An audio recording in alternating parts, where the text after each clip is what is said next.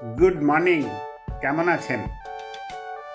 একটা জিনিস চিন্তা করে দেখবেন যে আমরা অনেক সময় অনেক মানুষের ওপর বা আহ, কোনো একটা আইডিয়ার ওপর আমরা ভরসা করি, ফেথ রাখি।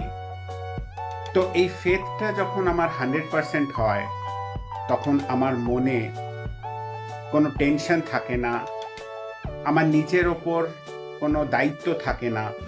তাতে মনটা অনেক সাইলেন্ট হয়ে যায়। আমরা প্রত্যেকটা মুহূর্তকে এনজয় করতে পারি। কিন্তু ভরসা যদি 100% না হয়, তখন কিন্তু আমাদের নিজের দিকে আমরা তাকাই, নিজেদের টেনশনস সামনে চলে আসে। তখন জীবনটা আনন্দের আনন্দের হয় না, থাকে না। তাই মন শান্ত রাখুন, আরও বড় হন।